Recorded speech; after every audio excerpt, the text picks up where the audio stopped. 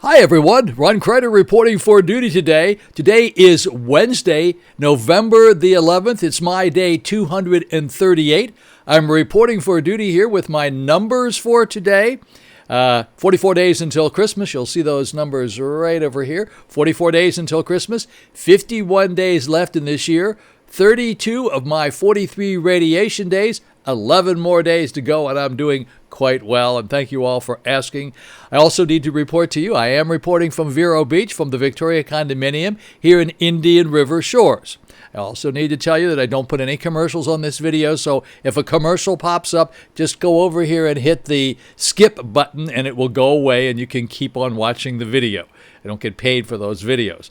A couple other things I need to tell you about. Let's talk about, don't forget the school zone. You'll see a little picture up here about the school zone. Very, very, very important here in Vero Beach. They are patrolling that school zone over by Beachland School and Beachland Boulevard before you get to the bridge. Practically every day. And practically every day on my way to the hospital and in returning from the hospital, they have people pulled over because they're going through the school zone over 20 miles an hour. Not 22, 23, 24, over 20 miles an hour. You're likely to get stopped, and the fines do double in the school zones. The speed limit is 20 miles per hour. By the way, don't forget to push the like button. I would appreciate if you would do so. And in addition to that, you can subscribe to my channel if you like. And don't forget to get your flu shot. Come on now. It's getting a little late now. We need to get those flu shots going right away. Okay, let's talk about this Pfizer vaccine. The timeline is, says a Pfizer spokesman, Pfizer will be producing and delivering to us approximately 20 million doses of vaccine each month starting at the end of November. That's this month. That was reported by a Pfizer spokesperson. So, we have anticipated that we will have enough vaccine by the end of December to vaccinate our most vulnerable citizens in nursing homes and otherwise. And by the end of January, enough for all healthcare providers, first responders, and enough for all Americans by the end of March to early April to have general vaccination programs underway. Okay, so that is the plan. Now, there's just a little bit of a logistics problem that's going to slow this whole process down just a teeny bit. We don't know exactly how it's going to affect it yet. But this vaccine that Pfizer has produced, and the other people are coming up with vaccines as well, but Pfizer's the first one that seems to be going to market. This must be kept at sub-zero temperatures for transportation to the facilities where you will be getting it, like to the hospitals and so forth. Sub-zero, so it means we're not talking about freezing. We're talking about below freezing, very sub-zero conditions, under 0 degrees. And it must be maintained like that all the time until it is used, until they figure out how exactly they're going to administer it. The biggest problem, of course, is the transportation of it to the facility, keeping it at sub-zero temperature. So that can be a really big logistics problem. That's one of the, as we'd say, fly in the ointment that could slow things down just a little bit. But as we say every day, nothing has changed with this pandemic at all, other than the fact that now there is a vaccine that may become available. People like us probably won't see that vaccine until sometime next year. It'll get to the nursing homes and all those people at the end of this year, the end of November and into December, if all goes well. They went on to say that the virus causes a disease that kills a small percentage of people. Operative word is kills a small percentage of people. Then they say most people who contract the virus recover with no or few symptoms. Now, I need to report to you one more time, those few symptoms, there are a number of people, I have heard the number being as much as 1 in 10 end up with some form of underlying conditions, respiratory, heart conditions, and things like that. They continue to linger on for some time. We don't know how long that will be because the virus has only been around for like 9 months. So, and I say every day, for you folks who have this great idea that we're going to have a little COVID-19 party and see who gets it first, ha ha ha, isn't that funny? That would be just fine if it were a flu and you were going to get over it. But most people will get over it, but there still are a number of people who are going to end up with these underlying problems, and we don't know how long they're going to last. So, don't play those games. It's a really stupid game, especially for you young folks. And for you older people, take this very seriously. Remember, I say this over and over and over again. It is easier to wear a mask than a ventilator. You don't want those tubes down in your throat. Absolutely not. Okay, one other thing I need to report to you today. This is really important. The Center for Disease Control started talking about holidays and Thanksgiving and all that sort of thing. And it says, if you can, have your meal outdoors. First, it would be kind of a unique experience to have your Thanksgiving dinner outside. Now, for you folks in Vail, Colorado, you probably won't be doing that. But for the people down here in Florida and Southern California and places like that, yes, you could be eating outside. It also suggests that only one person be in charge of preparing food, and don't bring the whole family into the kitchen to help put it together. You want to try to control the disease as easily as possible if you can possibly do so. If sharing food, one person should serve the food and use single-use options like plastic utensils. So, and the guidelines suggest that the typical recommendations to stop spreading the virus, such as wearing masks and checking travel restrictions if you plan to travel for the holidays. So you're going to have to be really extra careful over the holidays. We're not Thanksgiving and Christmas and the parties that take place during those periods of time. This is not last year. This is a brand new year with a whole brand new set of guidelines, and we're going to have to be very respectful of that. So I hope you understand that and you respect it. I'm going to keep reminding you of this quite a bit from time to time as we go on here. Now, I'm going to put the numbers up here as I started to do yesterday, but I didn't finish it. Things got a little hectic around here, and I posted, there was a number that was stuck up there like 209, which was erroneous. I did put it in the script. I put the script numbers up here. You can take a look at my notes that I work with throughout these videos, and I did say in there, disregard that number that I put up there yesterday. I'll try to do better today and put the right information up there. But at the time I'm doing this, which you can see is 6:57 a.m. on Wednesday morning. Obviously, I don't have the numbers now, so I'm putting the beginning of this program together and the very end of the program. I'm going to do that right now, and then I'll put the numbers up as soon as I get them, and that will be sandwiched in the middle here so that you'll see what I put up here. And the only numbers I do put up here are the numbers for the entire state of Florida, the deaths, the percentage rate. Those are the things I put up. And then I give you the county-by-county numbers at the end of this opening bit here, okay? Most of you who have seen this understand how the plan works here, if it works properly. Let's jump into the Treasure Coast weather forecast for Wednesday. That would be for Stewart, that's Martin County, Fort Pierce, that's St. Lucie County, and Indian River County, that's Vero Beach where we are. And today, Wednesday, a few isolated thunderstorms developing this afternoon, high 83 degrees. Winds southeast at 15 to 25 miles per hour. The chance of rain today on Wednesday is about 30%, and the winds could occasionally gust up as much as 40 miles an hour. So make sure that you just keep everything pretty much buttoned down for the next few days. It's going to probably head to the east-northeast of us, up towards it across from Jacksonville, and depending on how far south it decides to come is going to have a great influence on what happens with us down here. Okay, and then tonight, variable winds and thunderstorms, especially late, 77 degrees tonight, southeast winds 10 to 20 miles per hour. The chance of rain tonight will be about 50%, and then tomorrow on Thursday, variable clouds and scattered thunderstorms, high 83 degrees, winds south at about 15 to 25 miles per hour. The winds are still going to stay up there, and the chance of rain tomorrow on Thursday is about 60%. So we expect to have what they call dry conditions will continue, and our air quality should be good at about number 27. Alrighty, folks, so let's jump right in here to the numbers. As soon as I finish the numbers, I'll come back and give you a couple of shout-outs and a few other interesting little tidbits. Thanks for watching. Here come the numbers. All right, everyone, here we go. In the numbers department today, it is November the 11th, Veterans Day, Wednesday. I got these numbers in at about 2 o'clock today, and our deaths are down. We had 48 deaths reported in the past 24 hours. Yesterday it was 69. Today it is 21. That's a little bit of improvement. Still 48's way 48 too many. Now, as far as positives are concerned, for the entire state of Florida, 5,838. Yesterday it was 4,353. That's 1,485 more than yesterday. Certainly going in the wrong direction. Now, Dade County, Miami-Dade, 3 new deaths reported the past 24 hours, 718 new positives. Broward County, Fort Lauderdale, 4 new deaths to report, 444 new positives.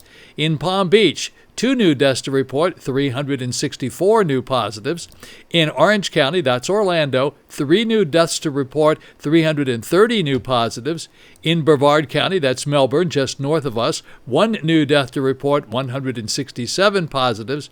And in St. Lucie County, that's Fort Pierce, 2 new deaths to report, 39 positives. Taking a look at the positivity rate for the entire state of Florida, 7.79. As I tell you every day, that should be under 5% for 14 days to show that the state of Florida is totally under control. Clearly, we are not totally under control.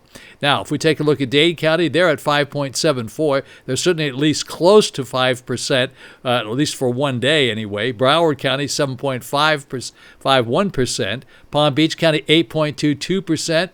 And in Orange County, Orlando, 6.98%. Look at this horrible number for Brevard County, 13.35.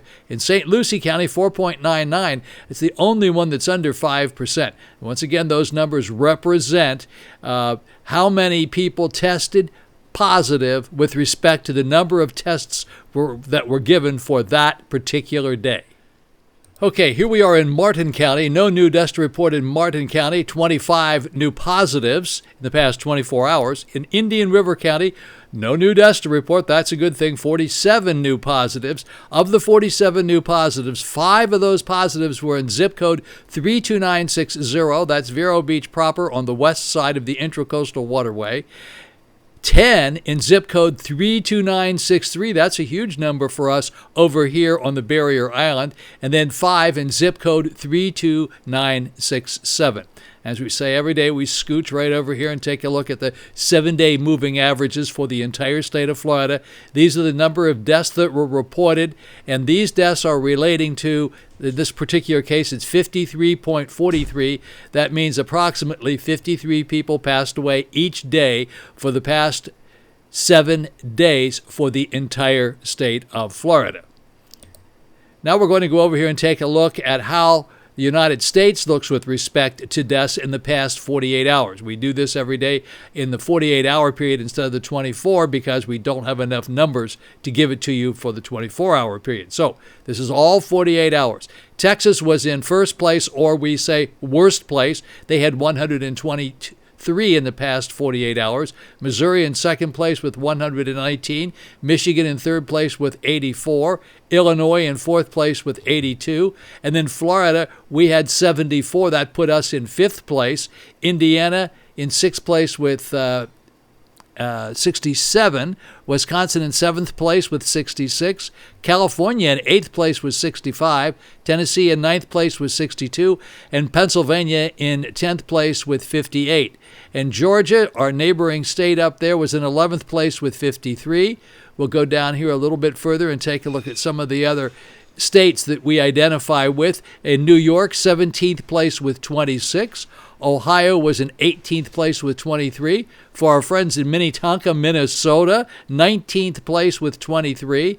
In Iowa, 20th place with 23. In Jersey, look what happened to Danny up there in Jersey, 22 in 21st place. So we'll go down a little bit further to Massachusetts in 23rd place with 21. In Colorado, 24th place with 19. Idaho, 26th place with 16. Kentucky would be 28th place with 14 deaths in the past 48 hours. We'll go down to Wyoming, 31st place with 13. Maryland, up in the Baltimore area, 32nd place with 12. That's coming down. At least they're in low double-digit numbers. Utah is 33rd place with 11. We'll go down a little bit further to Connecticut, 35th place with 9. Alaska had 8. We'll go down just a little bit further and take a look at Rhode Island in 41st place with 4. Let's go to Maine, was in 45th place with 3. And then we'll go down to the ones that didn't report anything. Kansas reported nothing. That means that they may be 0. Nebraska 0, New Hampshire 0, and Vermont 0. So those are the numbers for the entire United States. And now we're going to take a look at the numbers over here. And this is for what we refer to as the global view. These are the very big numbers. Sometimes are even hard for me to pronounce. USA cases, 10,313,369. Those are the total number of cases of people that have been infected by the COVID-19 virus since we started back in March. 10,313,369. As far as deaths are concerned here in the United States, 240,265 deaths since March were reported from a result of COVID-19. Global cases, this is the big number, 51,788,782. And global deaths, 1,277,717. Okay, folks, those are the numbers for today. Today is November the 11th. It's Veterans Day. It's a Wednesday. These numbers arrived about 2 o'clock. It's right now about 2:27. The numbers you see here that I gave you for the global view, they're accurate to within 8 minutes ago. And those are the numbers that I give you every day. Alrighty, folks, a couple of other little reminders letting you know that hopefully by around the 1st of December, the Village Beach Market should reopen. I'll have another update on that maybe by tomorrow for sure, but hopefully around the 1st of December, if not sooner. They'd like to be open by Thanksgiving. And then the Polo Bistro, which is part of the Polo Deli with John Marks and Kelly, they expect to have the Polo Bistro open right around December the 1st as well. Best prices in wine here in Vero Beach. That's over in the Pelican Plaza. And also I'd like to remind you about Coffee House 1420, open Monday through Saturday, 7 to 5 p.m., closed on Sundays. That's at 2001, 14th Avenue in Vero Beach, right downtown. Really a neat place to go. Brand new, operated by and owned by Chef Michael Glotz. He does a terrific job. If you're looking for a great breakfast and a really nice lunch, going over there to Coffee House 1420. It's where the old Jetson Appliance Center used to be. And then I also need to remind you about the brand new Ryder's Gourmet Market. It's across the street from the Tides Restaurant here on Cardinal Drive. It's fabulous. It is really a great gourmet market. And it's Tommy Ryder is the fellow who owns it. And let me tell you about him. He is the real deal. A lot of great things about him that he doesn't want me to tell you because he's a bit humble. But one of the things I can say is that he was the publisher of Food and Wine magazine. So if anybody knows food, he does. And his son, Richard, is in there with him as well. And they do some really great barbecue stuff. But they have a caviar bar. They have all kinds of wonderful things. Yes, it is a true gourmet market right across the street from the Tide. Stop in there. They're open every day from 7 a.m. until 8 p.m. Once again, I need to remind you, don't forget to get the flu shot. Don't forget to check on my VeroBeach5star.com. That's my restaurant guide. Haven't done a lot of work on that lately. Also check on ClassicAmerica.net. That's our music channel. Pretty good music, like classical music and Broadway show tunes. Doesn't cost anything. And MostlySinatra.com, same thing. It's just mostly Sinatra, more Sinatra songs than anything else in there. MostlySinatra.com. Alrighty, folks, don't forget, always be a part of the solution and never part of the problem. I hope you have a very, very blessed Wednesday. I look forward to seeing you back here on Thursday. Notice I got my hairs cut. Yeah, I did. I went over to the Treasure Coast Barbershop on 17th Street. Young Sheldon was not there, so I really got trimmed. Boy, I'll tell you, I got a bit of a, what do they call these things? Almost like a buzz cut. But okay, have a really great Wednesday. Looking forward to seeing you back here on Thursday. Ron Crider signing off. Oh, sorry, folks. I almost forgot the shout-outs. Let me stick the shout-outs in here before I get out of here. I'll do a couple of quick shout-outs today. Let's do this one. Marie Arnold, Diana Stark, as always. Lizzie, we used to call her Iowa Lizzie. Now she's back here. We have Cheryl Deacon, Al and Mary June. We have Gina Raymond. Gina Raymond is a new viewer and watcher. She used to live here at Victoria. Now she lives in a big mansion on the other side of the street. She's moving up in the world. Joan, Ellen, Elizabeth Hutchison, George, Vanessa down in Miami, Tony in Miami and Kevin out there in Houston, Wayne and Dorothy Mahoney, my Minnetonka friends up in Minnesota, the Kennedys, thank you so much for sending me a nice message regarding the Marine Corps yesterday. Somebody said, well, that was kind of a hokey thing you put in there, what President Roosevelt's wife said about the Marines. It was a bit tongue-in-cheek. but there was also a little bit of truth to it. Raymond Carey is still here. Captain Marsh is doing a great job down there at our front gate. Danny up in New Jersey is working very hard to keep the numbers down up there. Barb and Jim Peabody, Brett, Betsy, Sherry Hale, Jay, Timothy, John Marks, and Kelly over at the Polo Deli, always watching. Thank you very much. Heather Mason Wood, always say a great word to Heather Mason. Oh, nice gal. Gail Beeson, Carol. That's a Karol, and then there's a Carol, and Bobby Young up in Kentucky. Barb, Jay, Megan Davis, Diane, Joyce, Rosemary Biddle, Edith Stokes, Ginger, Barbara, Donna, Brenda, Costas, Donald, and Julie. And then never forget Ann Haley Danshaw and Georgette Danshaw. All those folks are just so nice. And how about Jay Parm, Nancy Bicknell, Nancy Strazula. I love that name, Nancy Strazula. Is that cool or what? Yeah, it's an Italian name, yeah. Susan Taylor and Barb Chandler. Billy Moss, the best real estate guy for restaurants and bars in town. And Lisa Crider Brown, my daughter. All right, there we go. Okay, have a really great Wednesday. Looking forward to seeing you back here on Thursday. Ron Crider signing off.